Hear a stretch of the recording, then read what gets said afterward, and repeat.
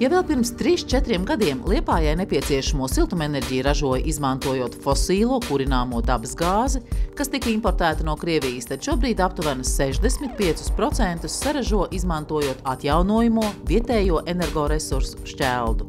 To nodrošina ar Eiropas Savienības kohēzijas fonda atbalstu tapušā biokoģenerācijas stacija, biomasas katla māja un jauna siltumtrases posma izbūve Ziemeļpriekšpilsētā, kas ļāva likvidēt 2 autonomās gāzes katla mājas un mikrorajonu pieslēgt energokompleksam Kāju ielā. Varbūt kādam vēl jautājums, ar ko tad šķelda labāk. Saraksts būs garš, bet galvenais – šķelda ir ievērojami lētāk. Tā iegūstam tepat uz vietas un silta ne tikai liepājnieks, bet arī mežstrādes uzņēmums. Un galvenais – tā ir draudzīga videi. Nu pat kā noslēdzies iepirkums, kur uzdevums bija izvēlēties labākos piedāvājumus šķeldas piegādē periodam līdz nākamā gada maijam. Aktivitāte bija diezgan liela, pieteikušies bija vairāk kā 30 piegādātāji. Tā kā tas izvērtēšanas process nebija vienkāršs. Un šogad arī cenas bija diezgan labas un apjomi bija ļoti lieli piedāvātie, tā kā bija diezgan darbs. Šķeldas patēriņa apjoms 2015. 2016. gada sezonā plānots līdzīgi kā gadu iepriekš. Tas ir aptuveni 221 000 beramo kubikmetru, jeb aptuveni 2750 automašīnu krāvu. Kopējais 31 iepirkuma pretendentu piedāvātais šķeldas apjoms sasniedz nepilnu 2 miljonus beramo kubikmetru, un tas vairāk kārt pārsniedz apjoms, kas nepieciešams Liepājas enerģijai zaļās enerģijas ražošanai. Kā uzņēmums izvēlējās šķeldas piegādātājus? Viens no pamatkritērijiem, protams, ir cena, bet skatāmies ne tikai cenu, mēs skatāmies arī kvalitāti, mēs skatāmies arī iepriekšējo pieredzi. To visu liekot kopā, tad arī izvērtējam.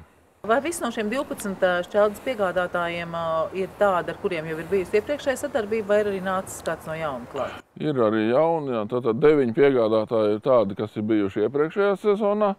Viens piegādātājs ir, kas ir bijis 1 sezonu iepriekš, un 2 ir pavisam jauni. Vēl varbūt rodas jautājums, kādēļ šķeldas piegādātāji ir tik daudz, 12, vai tad nepietiek ar 1, 2, nu labi, 3?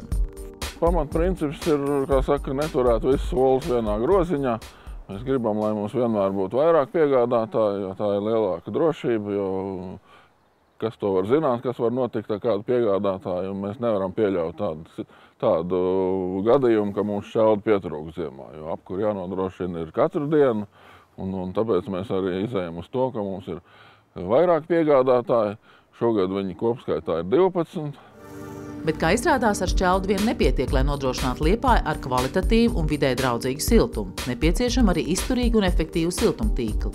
Ievērojams darbs paveikts iepriekš sakārtojot maģistrālos tīklus, tagad kārta mazākām siltumtrasēm un iekškvartāla tīkliem. Šobrīd notiek darbi arī Matīsa Gūtmaņa ielā. Šeit notiek mūsu plānotie remonta darbi, kas mums ir šogad ieplānoti. Tas ir viens no mūsu pirmajiem objektiem, jo saistībā šogad ar it kā silto ziemu, bet tajā pašā laikā augsto pavasaru, remonta darbi mums sākās gandrīz par 3 nedēļām vēlāk, nekā mēs bijām plānojuši. Bet, jebkurā gadījumā esam uzsākuši darbus 3 objektos jau. Informāciju par šogad plānotajiem remonta darbiem var atrast uzņēmuma mājaslapā. Daļu no remonta darbiem uzņēmums veic saviem spēkiem, bet daļa iepirkuma procedūras rezultātā nodot citām uzņēmēju sabiedrībām, kā piemēram posms Klaipēdas ielā. Šie visi darbi, ko mēs esam uzsākuši, tie ir siltumtrašu nomaiņu darbi, kur mums pēc pagājušā gada hidrauliskajām pārbaudēm ir konstatēt dažādas noplūdes un tuvākā gada pusotra laikā šeit varētu rasties avārijas situācijas. Kopējais siltumtrašu garums Liepājā ir 97,21 km, no tiem 12,8 km ir maģistrālās siltumtrases, bet 84,41 km ir sadales un iekškvartāla tīkli. Līdz 2014. gada beigām Liepājas enerģija ir modernizējusi un rūpnieciski izolējusi jau 57,39 km, jeb 59% siltumtīklu. Kopumā līdz nākamās apkures sezonas sākumam uzņēmums plāno atjaunot vēl aptuveni 5 km siltumtrašu un jauno klientu pieslēgumiem izbūvēt trases aptuveni 1,5 km garumā. Mums ir, zināms iestrādes jau šī jomā.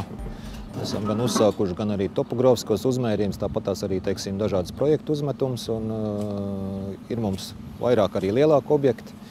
Šī brīdī, varbūt nesauksim viņu īsti vārdos, bet mēs gribam, novest līdz galam, un es domāju, tuvāk vasaras otrai pusē, ja mēs varētu, sniegt informāciju, teiksim, par mūsu jaunajiem klientiem.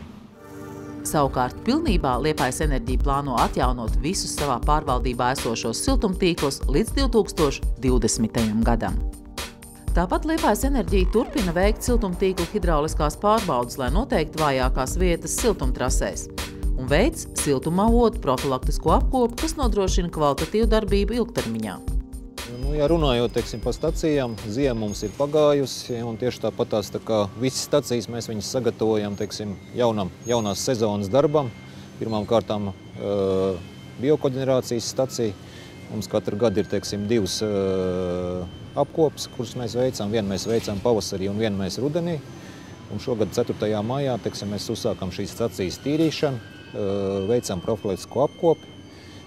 Gan turbīnai, gan tieši tāpatās visai iekārtai. Un ar 8. māju, teiksim, mēs atsākam darbu.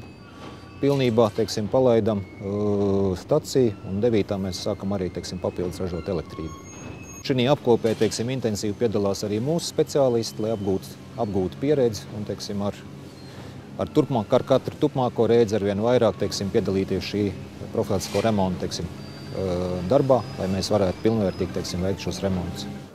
Liepājas Enerģija aicina arī savus klientus parūpēties vasaras sezonā par māju iekšējo siltumtīklu sakārtošanu vai nomaiņu, kur tas vēl nav izdarīts.